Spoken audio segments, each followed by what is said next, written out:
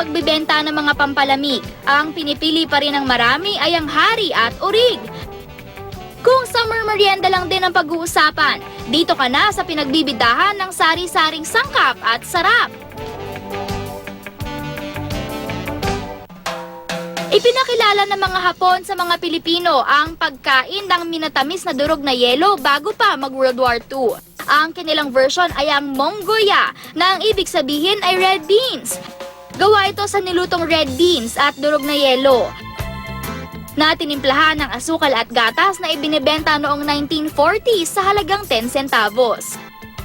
Sa paglipas ng panahon, niyakap na nating mga Pinoy ang pampalamig na ito. Pero bukod sa red beans, sari-saring sahog ang naidagdag. Kaya ito tinawag na halo-halo. Maraming version na rin ang na-develop mula sa pampalamig na ito. Ngayong araw, magkakaalaman na kung sino ang karapat-dapat makatanggap ng corona para sa pinakamasarap na halo-halo. Tuwing summer, talagang ramdam na ramdam mo ang init. Pero ito rin ang panahon kung kailan sikat na sikat ang isa sa mga pinakasikat nating pampalamig. Tara na at hanapin natin ang pinakamasarap na halo-halo. Annyeonghaseyo! Yep, feeling nasa Korea ka kapag natikman mo ang specialty ng cafe na ito sa Alabang. Ito ang Korean version ng halo-halo, ang bingsu. Yung bingsu po ay Korean traditional dessert na since it was being eaten from our ancestor na para ma-get over nila yung summer. Kasi since we're not in Philippines, the Korean have 4 weathers. So they're having very hard time getting summer.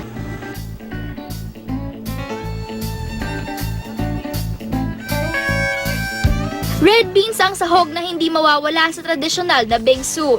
Pinaniniwalaan kasi nila na ang red beans ay pantaboy sa mga masasamang espiritu. Kung sa atin, usong-uso ang katatakutan tuwing Halloween, sa Korea, naglalabasan ang mga mapanindig balahibong kwento tuwing summer. Kaya para makayana ng mga Koreano ang init ng panahon at maitaboy na rin ang masasamang espiritu at the same time, kumakain sila ng bingsu. Isa pa sa trademark ng bingsu ay ang malasno na yelo na melts in your mouth, ang drama. Heto ang isa sa ipinagmamalaki nilang flavors, ang black sesame na may soybean at black sesame powder topped with red bean paste. At ang injolmi na may red bean powder rin pero ang topping ay ang Korean rice cake. Ito, meron siyang red bean paste. Tapos ito naman, red bean powder. Tikman natin. Ang sarap. Refreshing. Parang mochi natin dito. Ito melts in your mouth. Hindi ko rin palalampasin ang bestseller nilang mango at chocolate bingsu. Lasang-lasa yung yogurt. So meron siyang asim, may creaminess dahil dun sa ice na made of milk. Tapos very refreshing. Tapos yung sweetness niya nanggagaling sa mango. Sarap.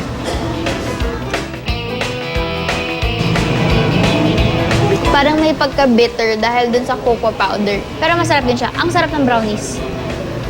Nag-range sa 190 hanggang 290 pesos ang kanilang mga bingsu. May bonus pang winter experience sa kanilang snow room attraction. Lamig! Konnichiwa! Hindi rin magpapatalo ang isa pa nating Asian neighbors sa pagbibida ng kanilang tradisyonal na pampalamig. Ang halo-halo ng mga Hapon, ang kakigori. Iba sa bonggoya na dinala ng mga Japanese soldiers sa Pilipinas. Ang kakigori na specialty ng restaurant na ito sa Ortigas ay improved version ng flavored shaved ice na paboritong dessert ng mayayamang Hapon noong 19th century. Kung ang Korean meron silang bingsu, ang Pilipinas ay may halo-halo, ang Japan naman ay merong kakigori. Ang kaibahan nito sa normal na halo-halo ng mga Pilipino, instead of using water as ice, we use milk.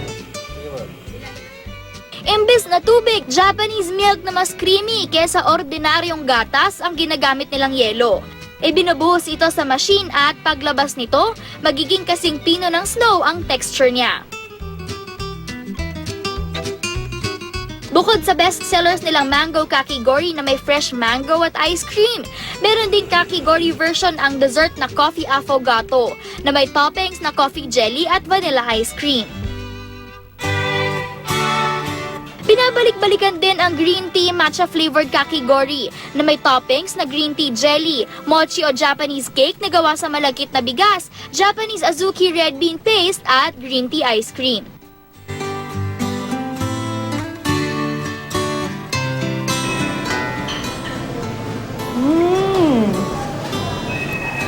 Sarap. Super authentic green tea. And the ice doesn't feel like ice. Para siyang ice cream rin. And the red bean complements the green tea super well. Sarap, grabe. Favorite ko rin yung mochi, kaya excited ako kumain. Matitikman ang kakigori sa halagang 220 pesos. Akala nyo international halo-halo lang ang masarap? Dito sa Laguna, may matitikmang halo-halo na may halong tamis, lamig, at anghang? Intriguing! So ang Spicy Winter Halo-Halo, ito yung fusion ng yung ating halo-halo mismo na Filipino. Pero ang twist nito, meron tong sile, literal na sile na inilalagay natin sa halo-halo. Huwag nang pagdudahan ang sarap nito. Kahit nasa looban ng kainan, dinarayo ito para matikman ang kakaibang hagod sa lalamunan ng kanilang Spicy Winter Halo-Halo. Simple lang naman ang sikreto ng linamnam nito, ang mga homemade na sahog.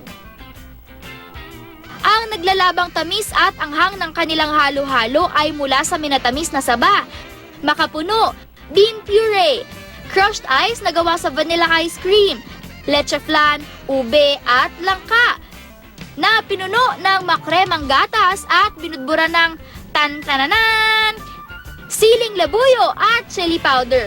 Woo! Intense!